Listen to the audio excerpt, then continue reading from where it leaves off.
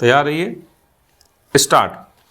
Corona के रोजाना आने वाले मामले यदि 10 दिन में 2.5 गुना तक बढ़ जाए तो इसे खतरे की घंटी मान लेना चाहिए। स्टॉप। 37 माह पहले देश में कोरोना का पहला मामला सामने आया था तो शायद ही किसी को इसकी गंभीरता का एहसास रहा हो, लेकिन इस अवधि में हमने देश में 4.46 करोड़ मरीज भी देखे और 68 दिन का लॉकडाउन भी। स्टॉप।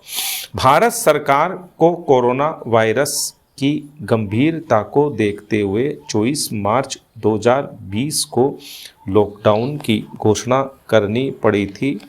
देश ने 5.25 लाख मरीजों को दम तोड़ते भी देखा और ऑक्सीजन के लिए लंबी लंबी कतारें भी देखीं। स्टॉपेरा। दुनिया के कई देशों में कोरोना अब भी रह रहकर लोगों को डरा रहा है। दक्षिण कोरिया, फ्रांस, जर्मनी, ब्राज़ील और जापान जैसे देशों में अब भी 7,000 से अधिक मरीज रोजाना सामने आ रहे हैं। भारत के महाराष्ट्र, कर्नाटक, गुजरात और केरल जैसे राज्यों में भी मरीजों की संख्या तेजी से बढ़ रही है। यह अच्छी बात है कि मरीजों की संख्या में हो रही बढ़ोतरी को केंद्र सरकार ने गंभीरता से लिया है।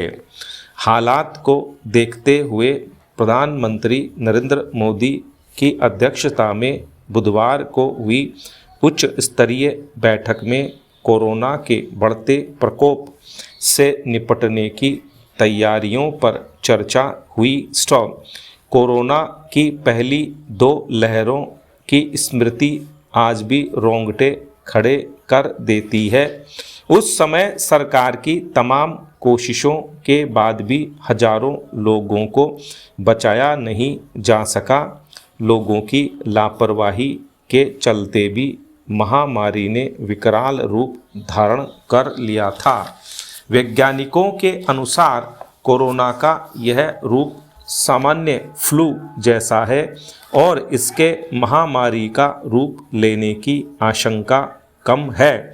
फिर भी एहतियाती उपाय करते हुए केंद्र राज्यों के बीच बेहतर समन्वय भी स्थापित होना चाहिए। पिछले दौर में रही खामियों को दूर करने की दिशा में भी अभी से विचार होना चाहिए। दुनिया के दूसरे संपन्न देशों की तुलना में भारत ने महामारी का अच्छे ढंग से मुकाबला किया था। सरकारों की भूमिका तो इसमें महत्वपूर्ण थी ही।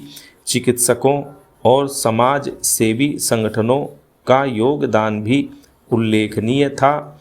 संकट के उस दौर में भारत ने कई देशों को दवाइयाँ और ज़रूरी सामान भिजवाया था।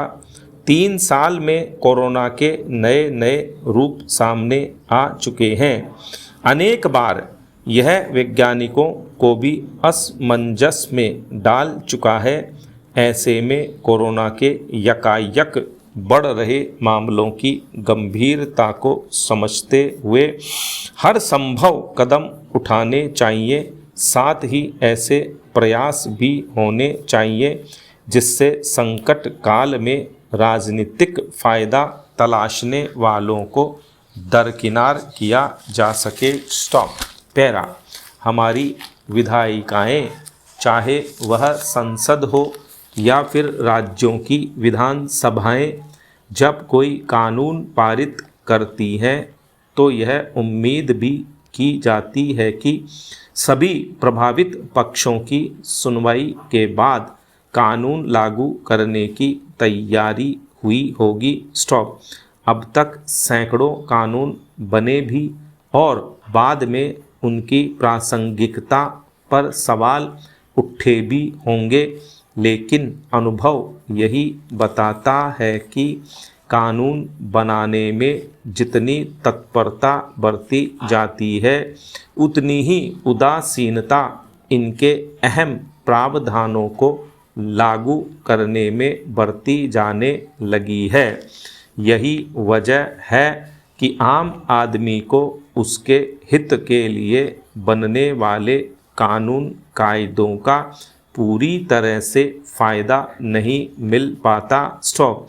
राजस्थान में राइट टू हेल्थ बिल पर मुहर लगने के साथ ही हर व्यक्ति को इलाज की गारंटी मिल गई है, पर इसके प्रावधानों को लेकर चिकित्सकों का आंदोलन जारी है। चिकित्सकों व अस्पताल संचालकों के अपने सवाल हैं। सरकार ने झुकने से साफ इनकार कर दिया है। बात केवल स्वास्थ्य के अधिकार की ही नहीं है। शिक्षा के अधिकार का कानून RTE व सूचना अधिकार कानून RTI जैसे दर्जनों कानून ऐसे हैं जिनका पूरा फायदा संबंधितों को आज भी इन्हें लागू करने के प्रति उदासीनता के चलते नहीं मिल पा रहा है। स्टॉप।